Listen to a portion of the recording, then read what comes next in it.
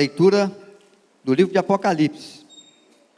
Esse é um livro mais difícil de se entender pelas suas revelações, mas é um livro que João recebe de Deus, ainda quando exilado na ilha de Patmos. É o último dos apóstolos vivos, é aquele que está preso por causa do nome de Cristo, e quando ele começa a receber as revelações de Deus com respeito a Cristo Jesus, ele já faz um alerta à igreja, um alerta a todo cristão, um alerta para mim, um alerta para você, com respeito ao revelar do Senhor na sua palavra, como o coral também já cantou aqui, falando da riqueza da palavra de Deus à vida dos seus santos. E Apocalipse capítulo 1, versículo 3, nós vamos encontrar que feliz, que bem-aventurado, é aquele que ouve, é aquele que lê as profecias, e é aquele que guarda as coisas que nela está escrita, porque o tempo está próximo, o tempo está próximo. Vamos ler então o capítulo 3, a carta à igreja em Sardes, tá bom? A carta à igreja em Sardes. Capítulo 5. A visão do livro selado com os 7 selos e o cordeiro. Aí, obrigado, Amanda. Capítulo 5, tá bom? Acompanhe com atenção a leitura desse texto da palavra de Deus. Vi na mão direita daquele que estava sentado no trono um livro escrito por dentro e por fora, e todo selado com 7 selos. Vi também um anjo forte que proclamava em grande voz: quem é digno de abrir o livro e lhe desatar os selos? Ora, nem no céu, nem sobre a terra, nem debaixo da terra, ninguém podia abrir o livro, nem mesmo olhar para ele. E eu chorava muito, porque ninguém foi achado digno de abrir o livro, nem mesmo de olhar para ele. Todavia, um dos anciãos me disse: não chores, eis que o leão da tribo de Judá, a raiz de Davi, venceu para abrir o livro e os 7 selos.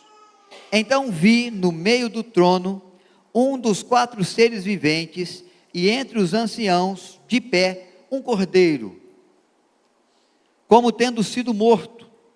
Ele tinha 7 chifres, bem como 7 olhos, que são os 7 Espíritos de Deus enviados por toda a terra.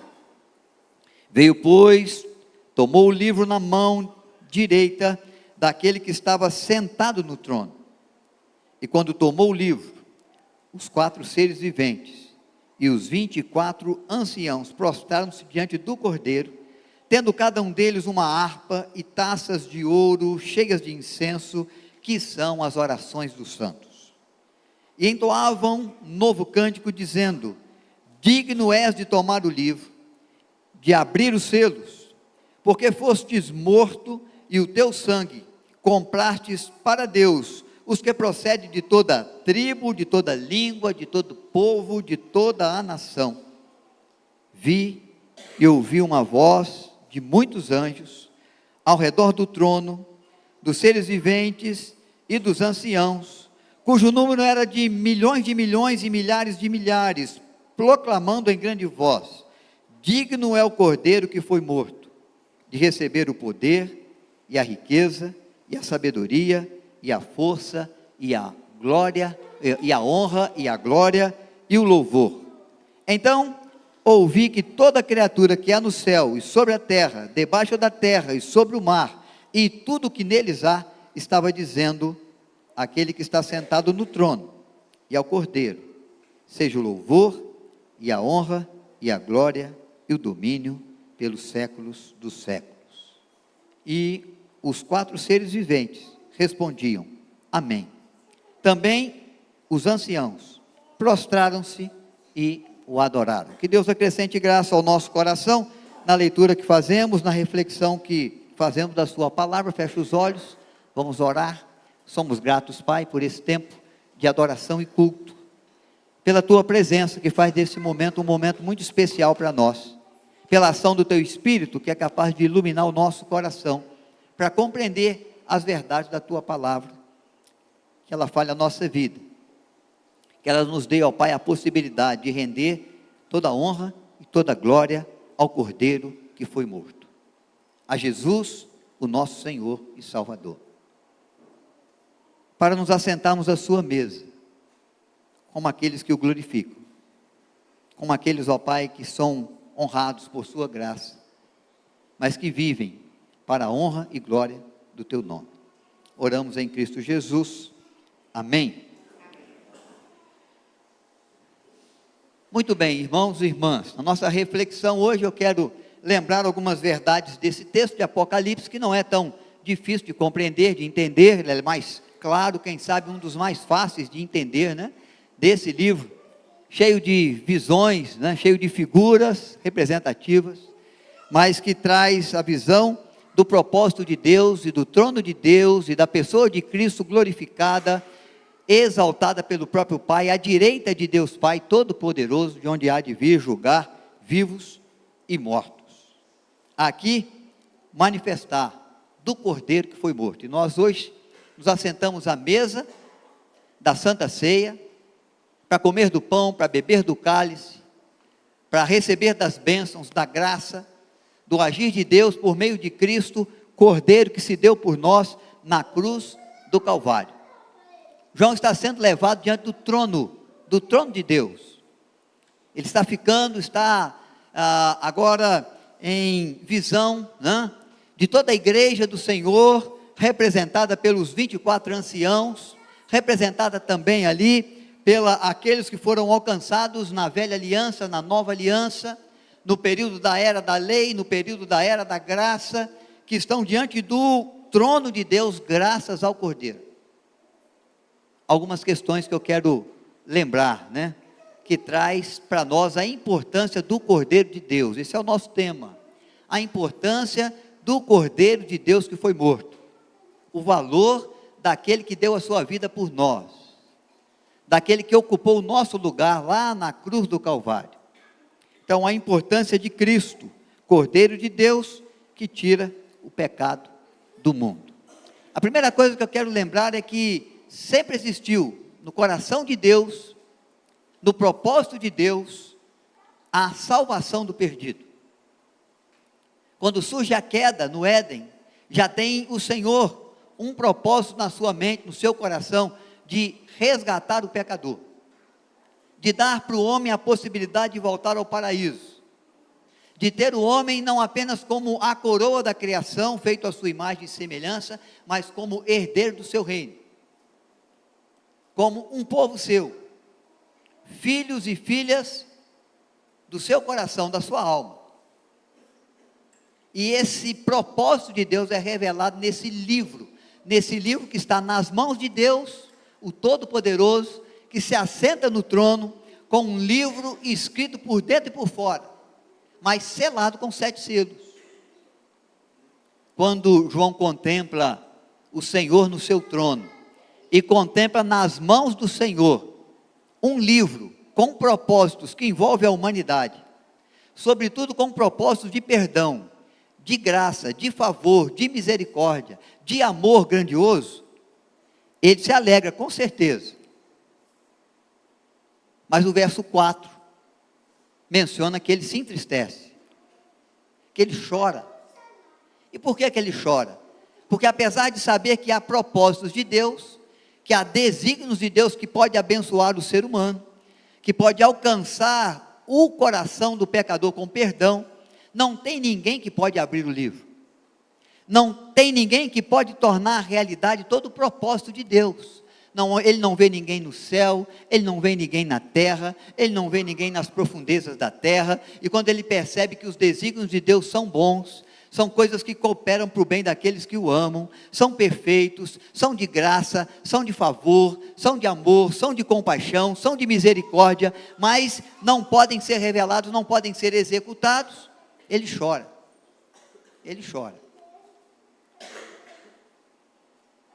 Nessa visão, João está dizendo para mim e para você que Deus tem planos e propósitos para a nossa vida. Tem planos e propósitos para a nossa eternidade. Tem uma ação de amor, uma ação de misericórdia em nosso favor, em razão do nosso pecado. Que Deus é aquele que pensa a nossa história e pensa a eternidade do nosso viver. Há propósitos de Deus escritos num livro, por dentro e por fora, que são abençoadores para mim, que abençoam a sua casa, que abençoam a sua vida, que abençoa a igreja de Cristo, que abençoa aquele que crê, que abençoa aquele que o busca, que recompensa aqueles que o adoram e glorificam. Propósitos sábios, mas que parecem não poder se realizar. A princípio, o que João percebe é isso, são coisas boas, planos, propósitos de Deus, mas que não vão se efetuar, porque ninguém é digno de abrir o livro, de tirar os selos, de tornar real aquilo que Deus pensa com favor, com poder sobre a nossa vida. Até que surge, junto ao trono, no meio dos anciãos da igreja, a pessoa do Cordeiro.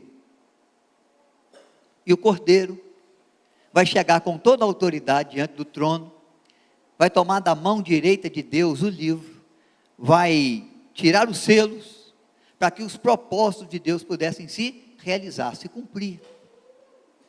Então eu não sei quantas vezes, ou se alguma vez pelo menos, você chorou, por perceber que os planos de Deus são bons, que a vontade de Deus é perfeita, que o querer do Senhor é de fato aquele que poderia abençoar a sua vida, mas ele não pode acontecer, ele não tem acontecido, ele não tem se realizado.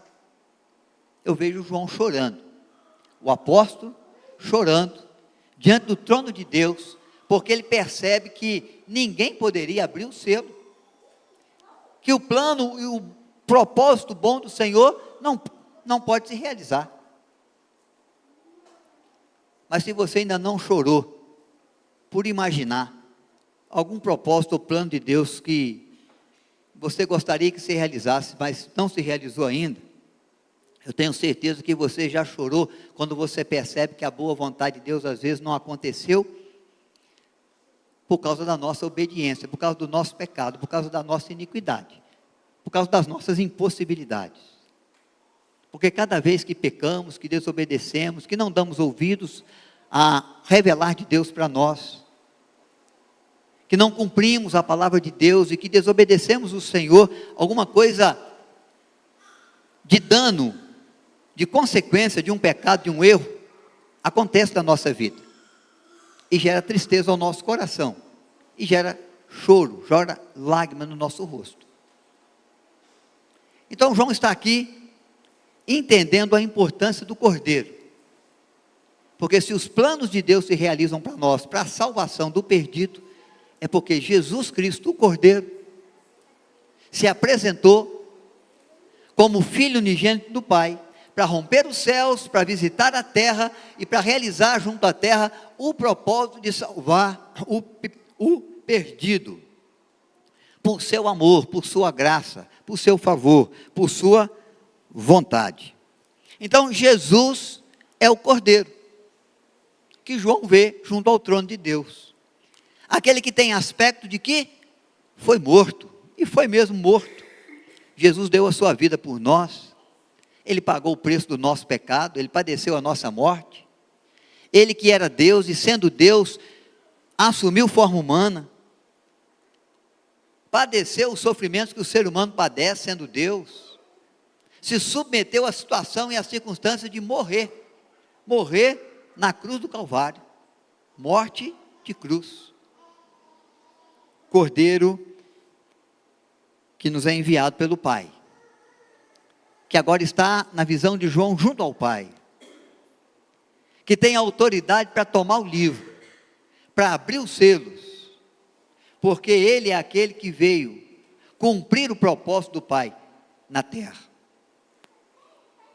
expressar obediência ao Pai, dando a sua vida, vertendo o seu sangue, expressando e sendo o sinal maior do amor de Deus pela humanidade, e de graça de Deus e favor de Deus pelo perdido.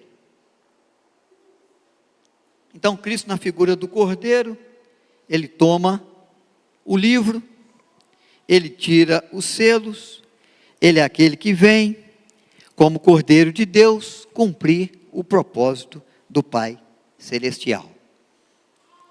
algumas características nesse cordeiro, que não são reveladas aqui. Você pode voltar os seus olhos lá, para você acompanhar, né, as características do cordeiro que foi morto.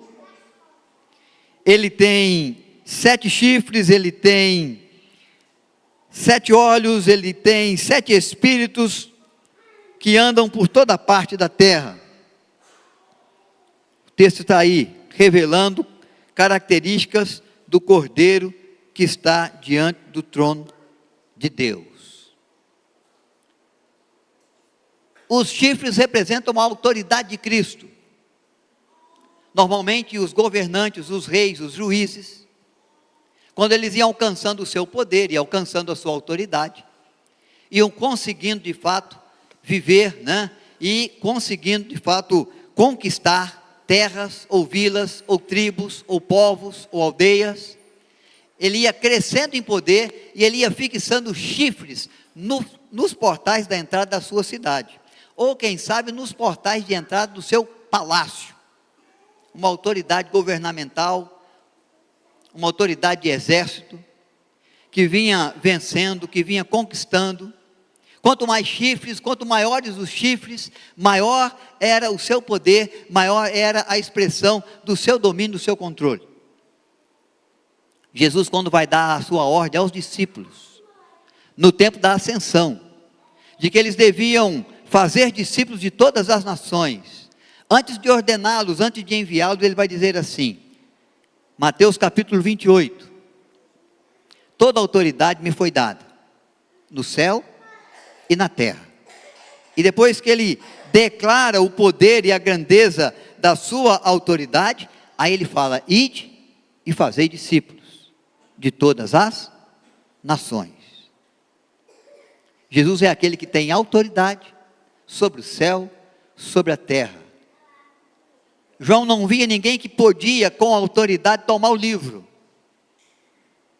e tirar os selos e trazer a história da humanidade, o revelar do propósito e da vontade de Deus, para que o homem, a mulher, o ser humano pudesse ser abençoado no propósito que Deus tem.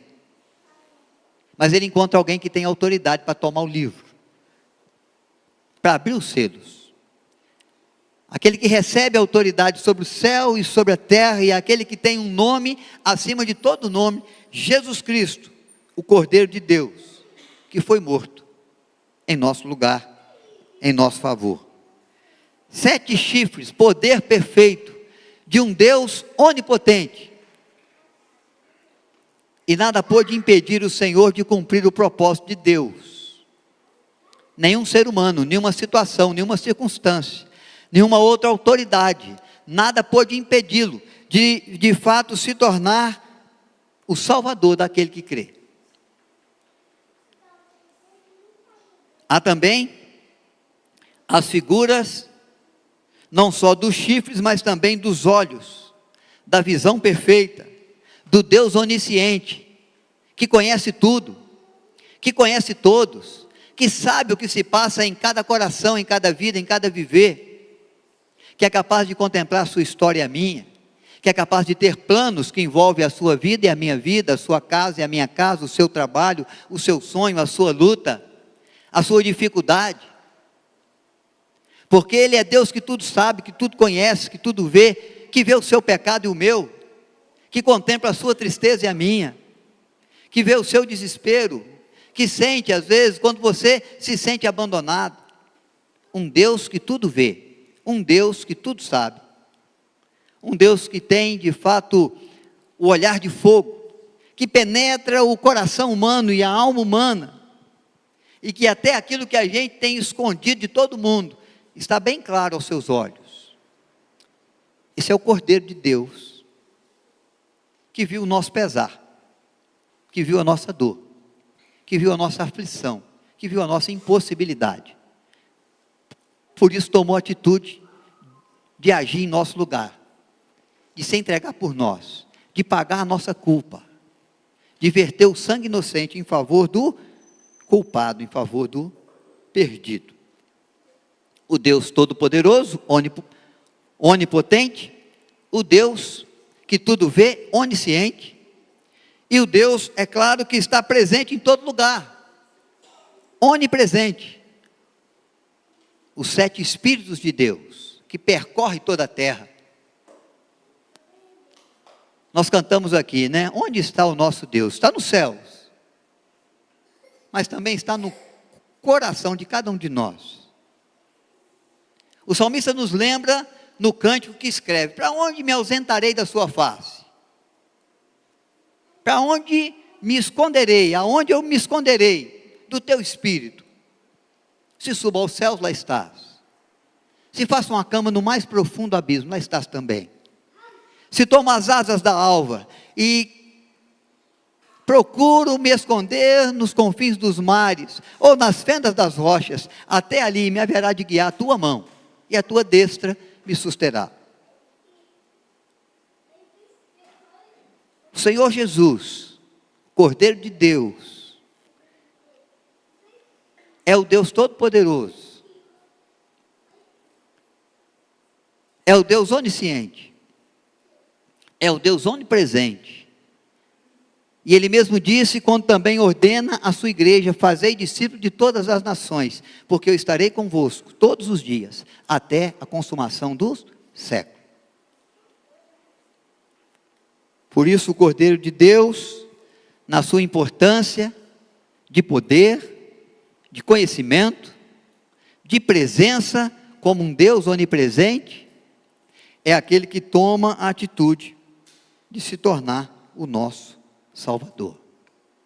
Por isso, João Batista vai fazer o seu testemunho com respeito a Jesus de Nazaré, seu primo, que está iniciando o seu ministério, que está juntando os seus discípulos, e João Batista vai poder testemunhar e apontar para Jesus e dizer: este é o Cordeiro de Deus, que tira o pecado do mundo. E Paulo vai dizer na sua carta aos Romanos, no capítulo 5, no versículo 8: mas Deus prova o seu próprio amor para conosco, pelo fato de ter Cristo morrido por nós, sendo nós ainda pecadores. Há um agir de Deus em Cristo, há um mover de Cristo, que vem não para ser servido, mas para servir, e servindo dá a sua vida em resgate por muitos.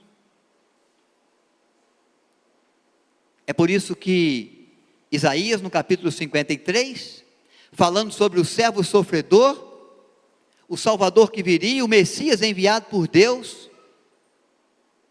para alcançar as nações, as tribos, os povos da terra, com perdão e salvação, ele seria colocado diante dos seus tosqueadores, como um cordeiro. E apesar de todas as acusações, e apesar de todo falso testemunho, e apesar de todo tribunal e julgamento sendo conduzido às pressas, às madrugadas, né? E de forma bem ilícita, bem própria, diz o texto que, como ovelha muda, ele não abriu a sua boca. Ele não abriu a boca porque ele não tinha o que dizer. O Senhor Jesus sempre teve muito o que dizer, sempre teve os ensinos mais sábios, sempre teve a expressão mais justa, sempre teve a manifestação mais bondosa. Mas é porque ele está se submetendo ao propósito do Pai Celeste.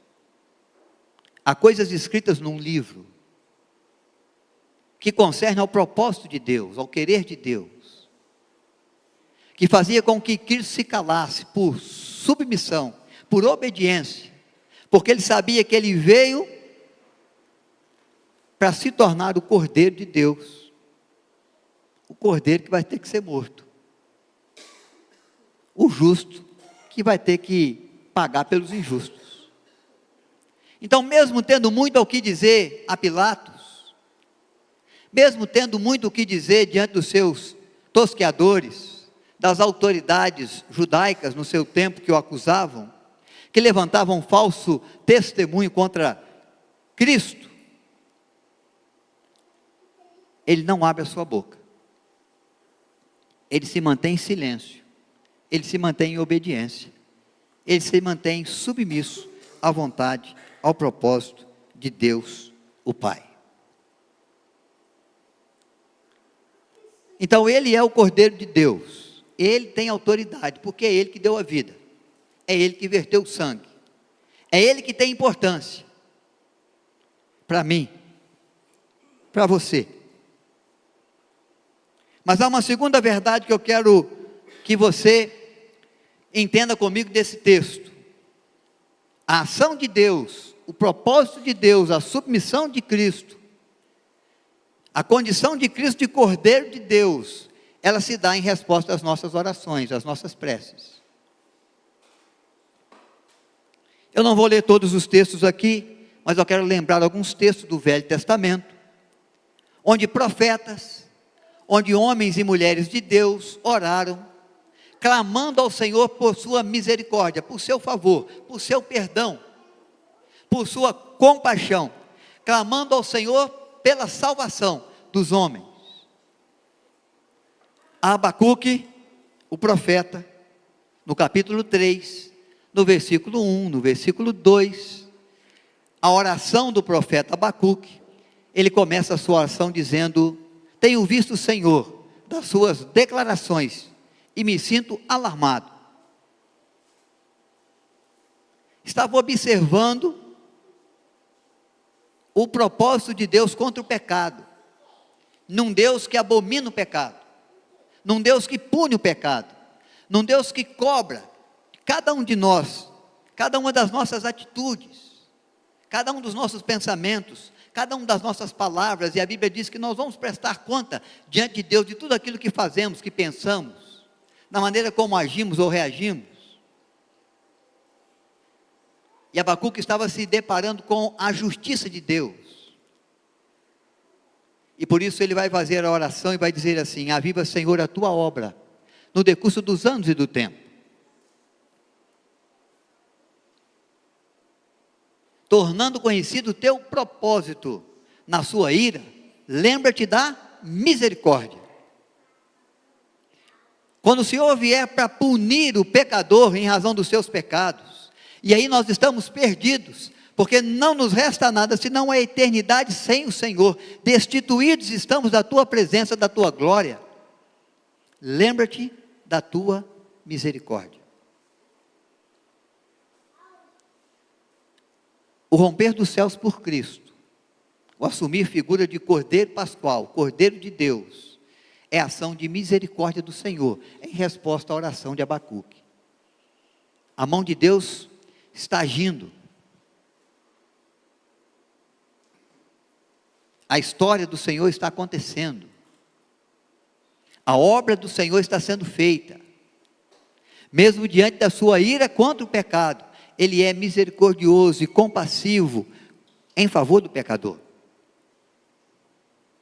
E nós encontramos outros textos, como em Daniel capítulo 9, verso 19, quando Daniel também pede ao Senhor que use de misericórdia, que cumpra o seu propósito como Deus Todo-Poderoso, que não se afaste dos seres humanos dentro da sua grandeza, dentro da sua santidade, pelo contrário, que os abrace na sua benignidade, na sua bondade.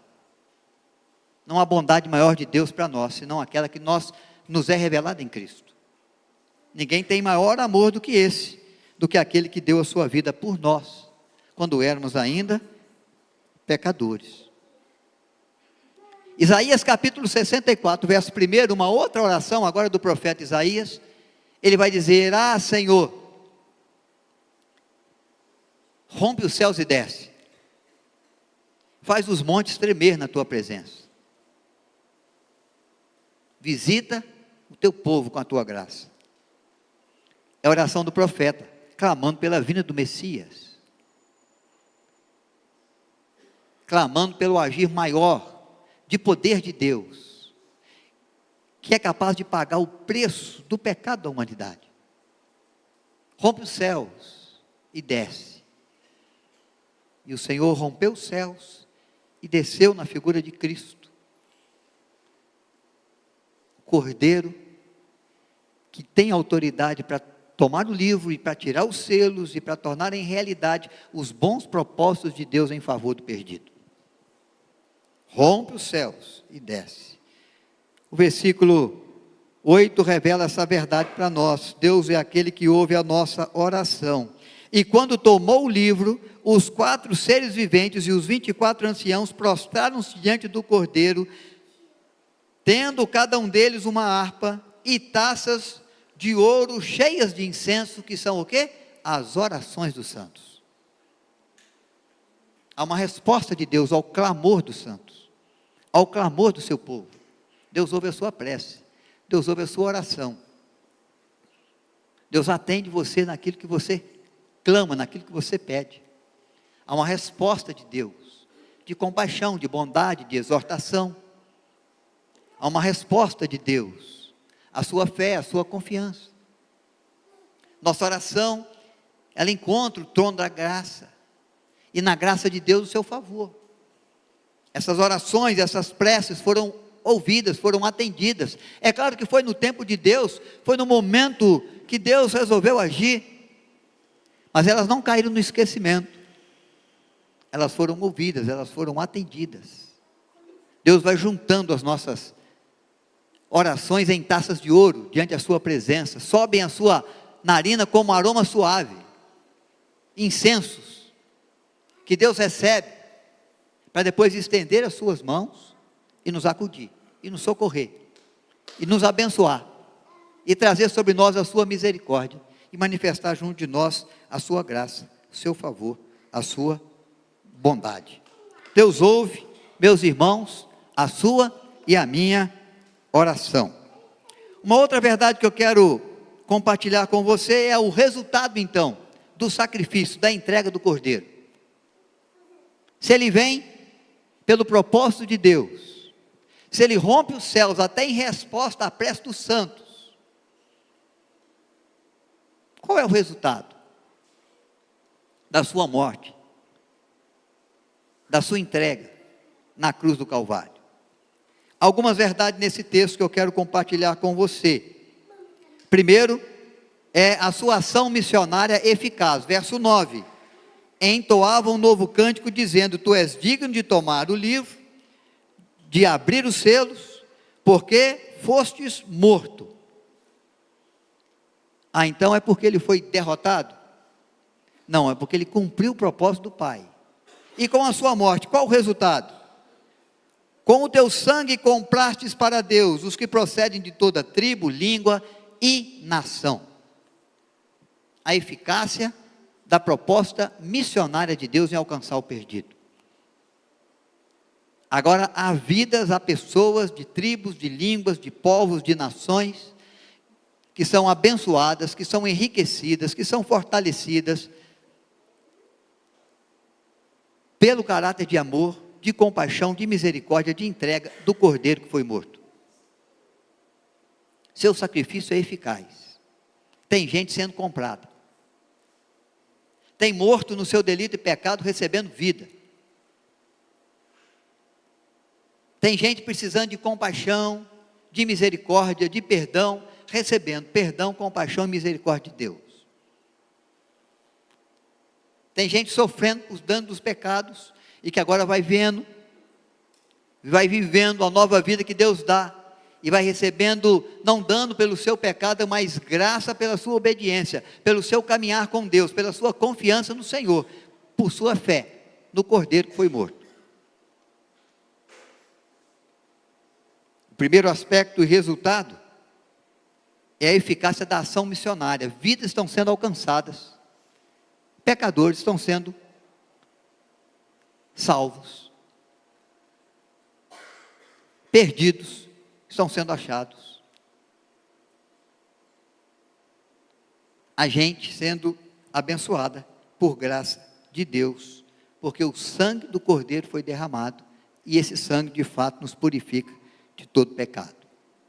Segunda coisa, de eficácia, de benefício, um reino foi estabelecido. Não um reino qualquer, não um reino dos homens, não um reino que se levanta e cai, que passa com o tempo, como muitos reinos e reis da terra, como muitos governantes, como muitas autoridades.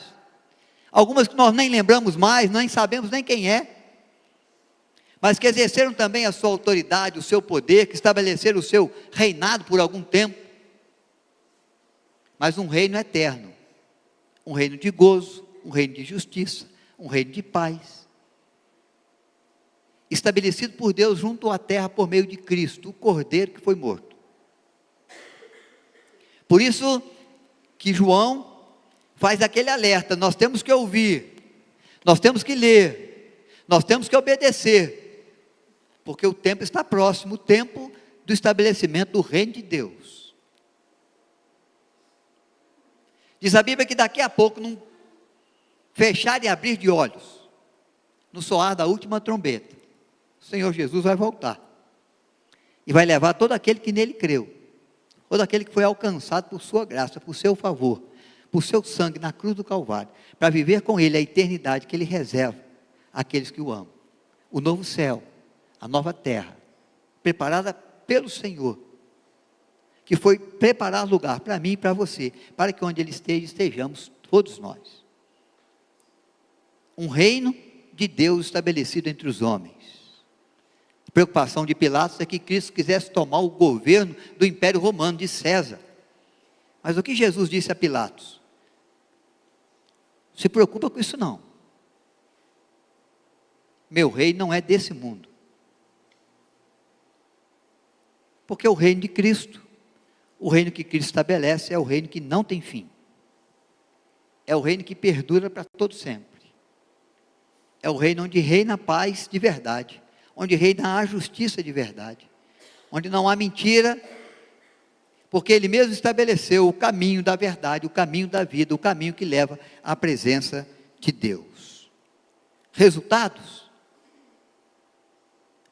A eficácia da missão. A gente sendo alcançada de todo o povo, de toda língua, de toda nação, em todo tempo, em todos os lugares. Um reino foi estabelecido, que não vai ter fim. Apesar das ameaças, das perseguições ao Evangelho, à fé, à Bíblia, apesar dos inimigos da igreja e de Deus, o reino não tem fim. E vamos viver com Ele para todo sempre. E reinar com Ele por toda a eternidade. Mas Ele ainda se tornou o nosso sacerdote. O sumo e supremo sacerdote. Qual é a função do sacerdote junto ao povo? Levar o homem até a presença de Deus. Apresentar diante de Deus aquilo que vai no coração, na alma de cada ser humano. Seja a alegria por uma conquista, por uma colheita, seja a tristeza por causa de uma perda, seja ainda os danos por causa do pecado. O sacerdote é aquele que apresenta o povo diante de Deus. Jesus se tornou o nosso sumo e supremo sacerdote. Nesse versículo que citei de João capítulo 6, né? João 14, 6, Jesus se revela como o sumo e supremo sacerdote. Ele diz: eu sou o caminho, o único caminho, eu sou a verdade, a única verdade. Ninguém vem ao Pai, não é vai, mas vem ao Pai senão por mim. Nós não oramos em nosso nome, e não oramos em nome da Igreja Presbiteriana do Brasil, porque nós não temos a autoridade que o Cordeiro tem. E nem a instituição eclesiástica, seja batista, assembleana ou presbiteriana. Nós oramos em nome de Jesus.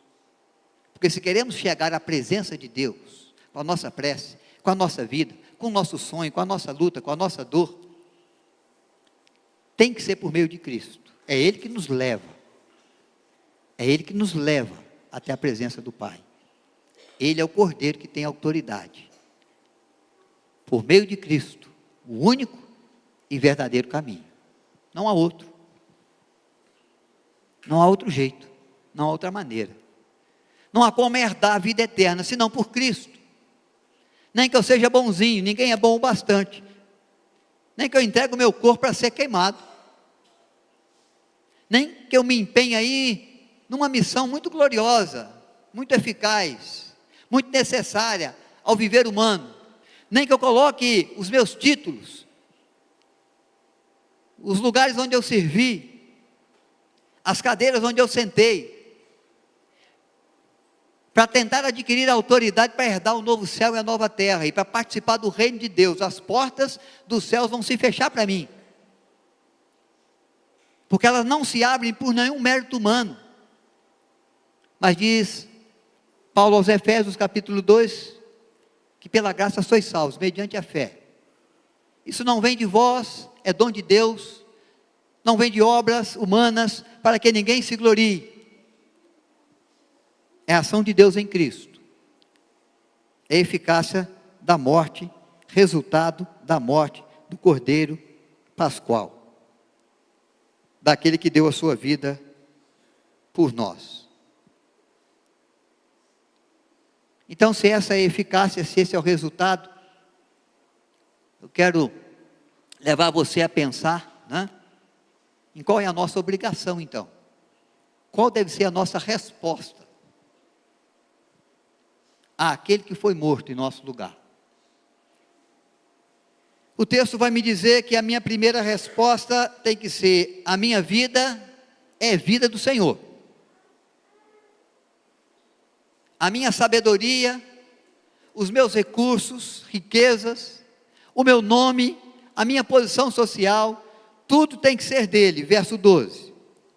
Proclamando em grande voz, digno é o Cordeiro que foi morto, de receber então, de cada um de nós, o poder que a gente acha às vezes que tem, mas que é dele, deve ser dele. A riqueza que a gente administra, mas que ele na verdade é quem confiou a nossa mão, somos apenas mordomos. A sabedoria que a gente acha que tem, mas recebemos sabedoria e instrução do próprio Deus. A força, a honra, a glória e o louvor. Aquilo que pensamos ser nosso, aquilo que acreditamos que temos.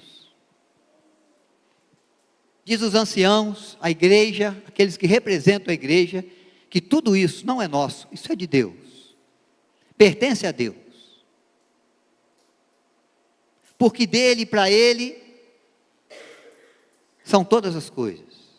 A ele pôs a glória na igreja eternamente, amém. Nada é nosso, o tempo, o conhecimento, a posição social, a riqueza, os bens, tudo devemos entender que deve ser dedicado ao Senhor. Das mãos do Senhor recebemos, nas mãos do Senhor entregamos, para a sua honra, para a sua glória. Nossa resposta ao Senhor tem que ser essa: tudo que é meu, Senhor, é seu. Tudo que eu tenho e recebi do Senhor, eu confio à sua mão, para seu louvor, para sua honra e para sua glória. A ele, pois, a honra, a glória, o domínio, para todo sempre. É o resultado. Acho que é por isso que, quando Isaías recebeu a profecia do servo sofredor, Isaías 53, chega lá no versículo 11, ele vai dizer: porque ele verá o resultado do penoso trabalho de sua alma. Vai contemplar a sua igreja, vai contemplar o número de salvos, vai contemplar os irmãos que moram em São José dos Campos, as irmãs, os servos bons, as servas fiéis, vai ver a sua dedicação na luta contra o pecado, vai ver o seu empenho em confiar nas mãos de Deus tudo aquilo que do Senhor recebe, vai ver que eles se preocupam de que no seu viver o nome de Deus seja glorificado, importa que ele cresça e que eu diminua, e ficará satisfeito, porque valeu a pena. Valeu a pena se tornar o cordeiro, valeu a pena dar a sua vida, valeu a pena verter o seu sangue, valeu a pena expressar amor, compaixão, misericórdia e graça pelo perdido, porque ele tem o seu nome glorificado na nossa vida, no nosso viver, porque cresce o seu reino em razão do nosso serviço, porque ele se alegra ao contemplar os nossos atos, e perceber e receber a partir deles perfeito louvor, perfeita adoração e culto.